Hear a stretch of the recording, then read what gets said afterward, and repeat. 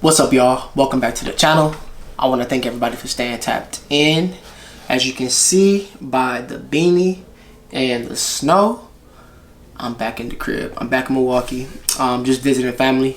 But I wanted to do a quick video on a topic that everyone, I'm pretty sure, can relate to some capacity, which is saving money. But before we get into that, I want to remind everyone about the giveaway that I'm doing. The link is in the description on the instructions. Basically, I'm just doing a giveaway at 100 subscribers at random to a person for a $50 Amazon gift card. As you can see with the title, I'm going to talk about how I saved my first $10,000. I want to start off by talking about what's going to be the most important factor, and it's your mindset. It's all about your mentality. If you don't have discipline and you're not able to, put your goals down on paper and completely execute them to the end, then you're not going to be able to do anything in life, much less save money. Because saving money is really a discipline thing and being committed to your goals.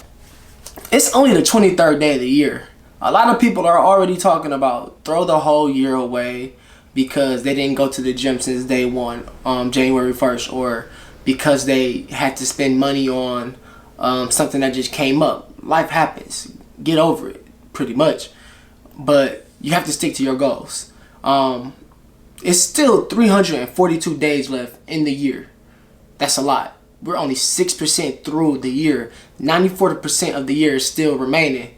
If we was putting this in sports terms, we would have 9 minutes left in the first quarter. Everybody knows a lot can happen through the rest of the game with only 3 minutes passed in the first quarter. So just keep it in our mind that it's only the beginning of the year. We're only 23 days in.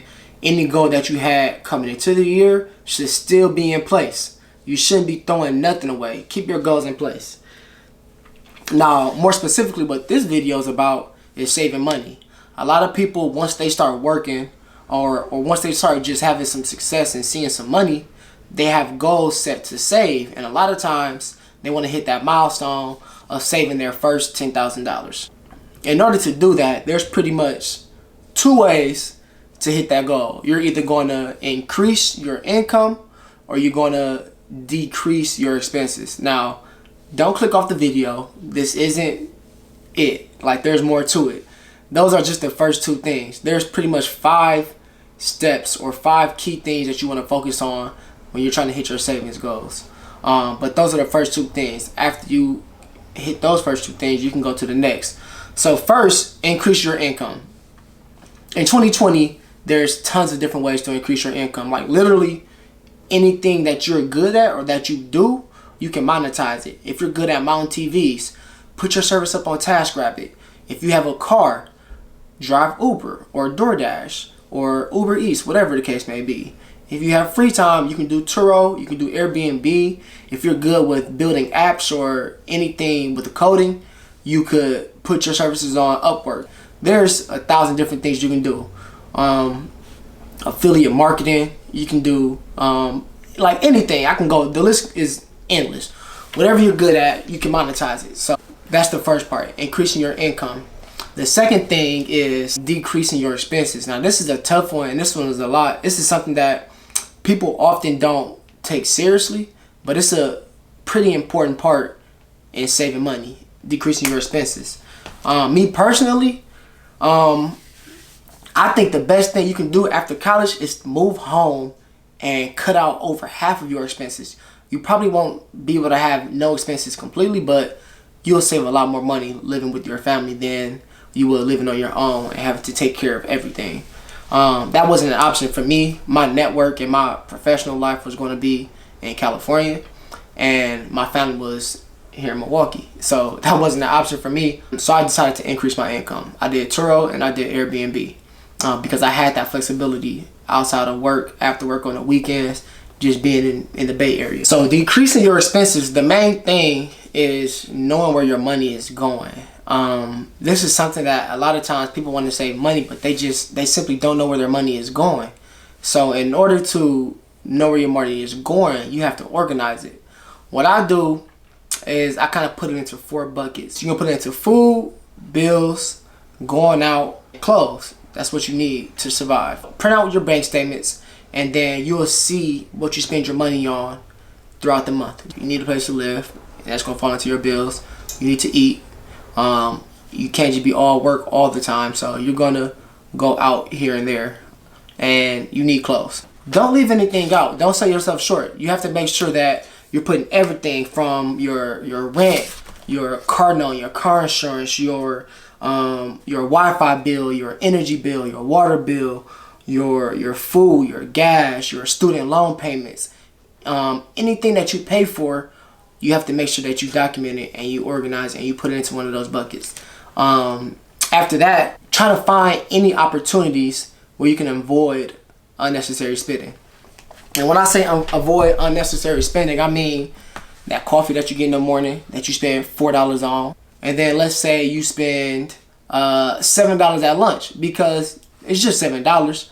And when you get home, even though you got groceries, you go home and you spend $20 on a DoorDash meal. Now we're up to about $30 in one day.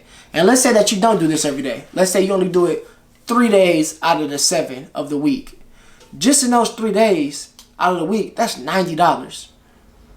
And let's say you do that every week of the month. That's 90, 180, that's $360 that you're spending on just a coffee, lunch, and dinner because you didn't want to cook, you didn't want to pack a lunch, and you had to go get that Starbucks specialty coffee. You don't need to get the designer clothes right now. Say that for later. People want the designer belts, the fancy vacations. That's all for social media. You don't need that stuff to live. So the 5th thing that you're going to do is come up with a saving plan and committing to it. Paying yourself, sticking to that goal, and executing it to the end. For all my spades players, you're not going to renege on a play. If you have this goal in play and you're trying to see it to the end, you can't renege. You got to stick to it. The method that I used when I was saving my first $10,000 was to pay myself $6 incrementally. So the first week I paid myself $6. The next week I paid myself $12. The 3rd week I paid myself $18, and so on and so forth. I did that for an entire year. I think my last payout that year was $312, and at the end of that, I ended up with $8,200 from that $6 added on every week. I knew my goal was $10,000, so at the beginning of the year, I just took an extra $1,800 or so from my tax return, and I paid myself that way. This was a good method for me because I needed momentum leading into those big numbers, and I knew I didn't want to cut back or renege on my play. I wanted to make sure that I was going to actually save this $10,000. Like, I'm making money. There's no reason why I couldn't save money.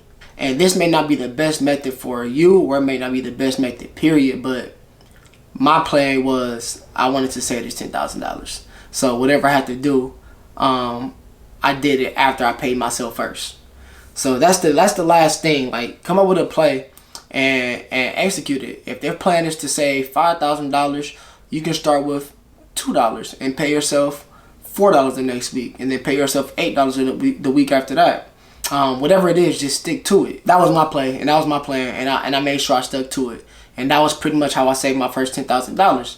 I've come up with different saving goals since then, and I've done different things, but that was the method I used, and it wasn't easy. It took a lot of commitment. It took a lot of sacrifice. I wasn't going out as much. I was cooking.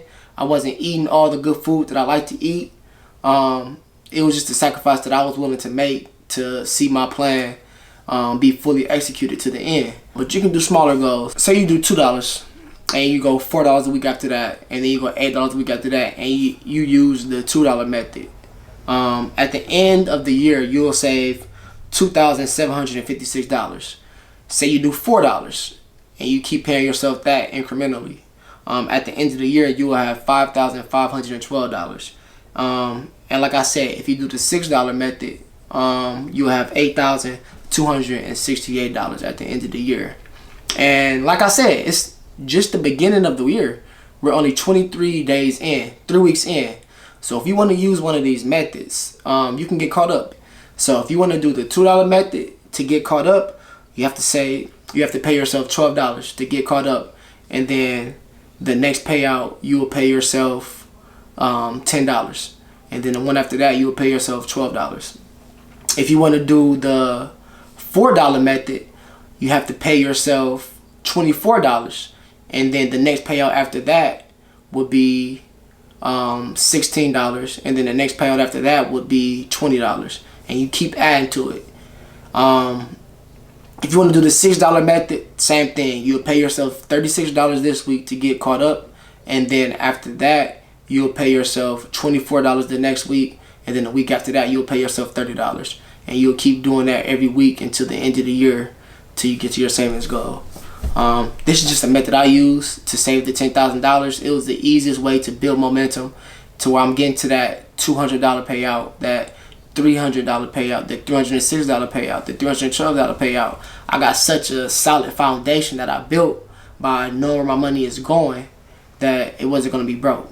So you have to know where your money is going in order to save money. So just to recap, to wrap it all up, it's pretty much 5 things you need to focus on. Increase your income or decrease your expenses. Then you want to organize where your money is going. You want to find opportunities where you can avoid unnecessary spending. And then the 5th thing is to come up with a saving plan and stick to it no matter what. No matter what. Pay yourself every week like it's a bill. This saving goal is nothing to take lightly. You're going to pay yourself like it's a bill. Like, all right, cool, I got to pay my phone bill, pay rent. I got to pay myself $78 this week. It's a bill at this point. You're going to do it no matter what. You already know how much you can save. You already know how much you can do. Towards the end of the year, you're going to be saving so much money that you're able to come up to those high numbers. Or you're going to increase your income. Now that you have your expenses organized and you're able to save as much as you can, you maximize that part. Now you're going to find ways to increase your income. And now you keep going at it. So that's just some of the methods that I use to organize and get ready for the year. I hope this video was helpful. If it was, give me a like. Share it with somebody that you think can benefit from it. And if you like the channel and like the content I'm bringing you, go ahead and subscribe. No pressure, but I appreciate y'all for watching this video, and I'll see y'all next Wednesday. Yeah, bounce back, got that bounce back. Yeah, we got that bounce, retract. Gotta find my mind, homie, where you at?